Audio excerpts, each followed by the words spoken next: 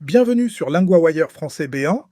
Aujourd'hui, deux histoires, Waymo et Uber autour des robotaxis. Et le canal de Panama, avec moins de navires à cause d'El Niño.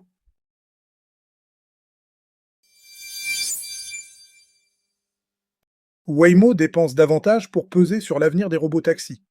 Nous retrouvons maintenant Julien, correspondant de LinguaWire pour la technologie. Merci Louis. Oui, l'idée principale, c'est que Waymo a fortement augmenté ses dépenses de lobbying. Donc on parle de pression politique, pas seulement de technologie. Exactement. Entre avril et juin, l'entreprise a dépensé plus d'1 million de dollars dans ce domaine. C'est plus du double de l'an dernier à la même période. Et ce n'est pas un petit ajustement. C'est un vrai changement de rythme, n'est-ce pas? Oui, et ces chiffres la placent presque au niveau d'Uber. Waymo dépense aussi nettement plus que Zoox, qui appartient à Amazon, et que Tesla, Pourquoi cette course au lobbying maintenant? parce que les deux groupes défendent deux visions différentes du marché. Waymo veut aller plus vite vers des taxis totalement sans conducteur. Uber, lui, veut un déploiement par étapes. Il veut des robotaxis qui circulent en même temps que des chauffeurs humains. Donc ils ne se battent pas seulement pour des clients. Ils se battent aussi pour les règles du jeu. C'est ça, et cette différence a abîmé leur relation. Le rapport dit aussi que Waymo étudie des options pour quitter son partenariat avec Uber à Austin et Atlanta. Ah, là on sent que la coopération devient fragile. Est-ce que ce conflit se limite à ces deux villes? Non. Les deux entreprises les font aussi du lobbying dans plusieurs États américains et à Washington. Elles veulent faire avancer leurs projets malgré les résistances. Quelles sont ces résistances concrètement?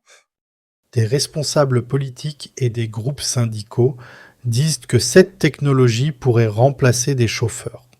Ils disent aussi qu'elle pourrait fragiliser les services existants. C'est une des grandes tensions autour des robotaxis. Donc la promesse d'un service plus autonome se heurte à une vraie inquiétude sociale.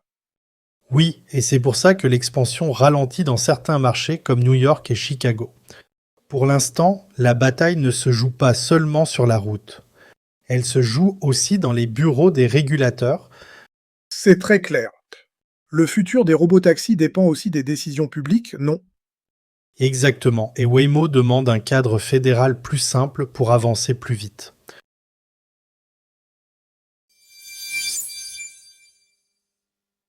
Panama va limiter les passages dans son canal. Nous retrouvons maintenant Camille, correspondante de LinguaWire pour l'environnement. Merci Louis. Oui, l'autorité du canal de Panama a annoncé une baisse du nombre de navires autorisés à passer chaque jour.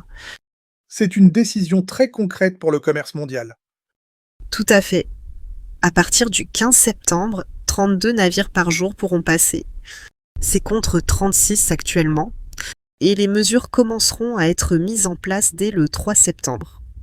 Donc la réduction arrive par étapes, pas d'un seul coup. Pourquoi maintenant? Oui, et la raison donnée est simple, il y a moins de pluie. L'autorité dit que cette baisse vient d'El Niño. El Niño modifie les conditions météo. Cela réduit l'eau disponible pour le canal. Le canal dépend donc vraiment de l'eau. Absolument. Il faut beaucoup d'eau pour faire monter et descendre les navires dans les écluses. L'autorité dit que ces mesures servent à garder un service fiable. Elle dit aussi qu'elles servent à protéger l'eau pour la consommation humaine. On voit bien le dilemme. Garder le trafic fluide ou économiser l'eau? Oui, et c'est une question importante pour Panama. Le canal est à la fois une route essentielle pour le commerce mondial. C'est aussi une source de revenus majeure pour le pays. Le texte donne aussi un ordre de grandeur, non? Oui, environ 14 000 navires l'utilisent chaque année. C'est un passage central entre l'Atlantique et le Pacifique. Donc chaque limitation a des effets loin de Panama. Et ce n'est pas la première fois que cela arrive. Non. En 2023, l'autorité avait déjà réduit le nombre de navires pendant le précédent épisode El Niño. Cela s'était passé après un mois d'octobre particulièrement sec. Depuis, elle a pris d'autres mesures pour économiser l'eau. Donc la météo finit par changer les règles du transport mondial. Oui, et cette année, les prévisions disent qu'El Niño pourrait être très fort. Cela peut toucher les navires, mais aussi d'autres secteurs, comme l'alimentation et l'économie. C'est un bon rappel. Une sécheresse locale peut vite devenir un sujet mondial.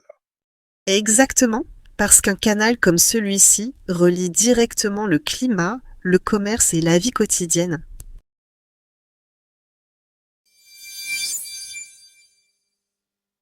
Pour la première partie, 3 mots du sujet sur le canal de Panama, l'écluse féminin. Une écluse fait monter ou descendre les navires. Dans le sujet, on a parlé des écluses qui utilisent beaucoup d'eau. Exemple, l'écluse est fermée pendant la nuit. Le navire masculin. Un navire est un grand bateau, surtout pour le commerce. Dans le sujet, on a parlé du nombre de navires qui passent chaque jour. Exemple, ce navire transporte du café. La pluie féminin. La pluie, c'est l'eau qui tombe du ciel. Dans le sujet, moins de pluie veut dire moins d'eau pour le canal. Exemple, la pluie arrive en fin d'après-midi. Pour la grammaire, on reprend une forme très utile, pouvoir. On l'emploie pour dire qu'une action est possible. Exemple 1, 32 navires par jour pourront passer. Exemple 2, ces mesures servent à garder un service fiable. Répétez, les navires pourront passer.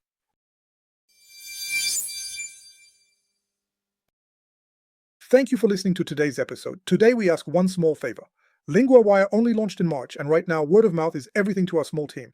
If you know someone who loves the news and wants to learn French or any of our 6 languages, send them this episode. It's the best way to help us grow and improve our service.